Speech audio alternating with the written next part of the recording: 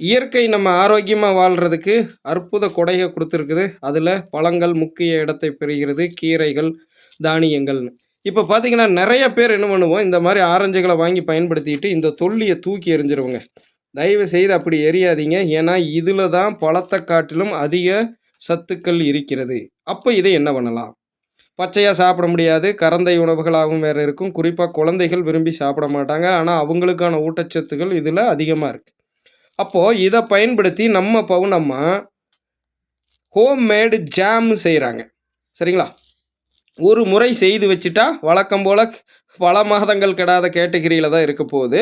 So ஏற்கனவே இதோடைய தயாரிப்பு காணொளி இருக்குது. இந்த முறை நம்ம பயன்படுத்தியிலையும் இந்த டிப்ஸை உங்களுக்கு நினைவுபடுத்த கடமைப்பட்டிருக்கிறோம். குறிப்பாக ஜெம்சியின் குடும்ப உறவுகள், நீங்கள் இதுபோல் ஆரஞ்சு பழங்களை பயன்படுத்தினால் தவறாமல், இந்த வெள்ளையாக இருக்கிற இடம் ரொம்ப ரொம்ப முக்கியம். ஸோ பழத்திலே இருக்குது, நீங்கள் பார்க்குறீங்க. இந்த தோலில் கூடுதலாக இருக்கும், அது ரெண்டாப்பீங்க. ஸோ இந்த வெள்ளையாக இருக்கக்கூடிய பி காம்ப்ளெக்ஸ் சத்துகள் அதிகமாக இருக்கக்கூடிய இந்த இடத்த வந்து பார்த்திங்கன்னா நம்ம பயன்படுத்திக்கணும். அதுக்குத்தான் நேச்சுரல் ஜாம். அடுத்து வேணால் வச்சுட்டு அதோட பக்குவத்தையும் காட்டுற செய்முறை ஏற்கனவே இருக்குங்க. குடும்ப உறவுகள் பவுன் ஃபுட்ஸ்லேயும் இருக்குது, நம்மளுடைய ஜெம்சிலையும் இருக்குது. திரும்ப தெரிஞ்சுக்குங்க எனது அருமை ஜெம்சியின் குடும்ப உறவுகளை. தவறாமல் செய்து பலன் பெறுங்கள். கனி இருப்ப காய் கவர்ந்தற்று மாதிரி தோலில் இருக்கிற சத்துக்களை வீணாக்கிறாதீங்க.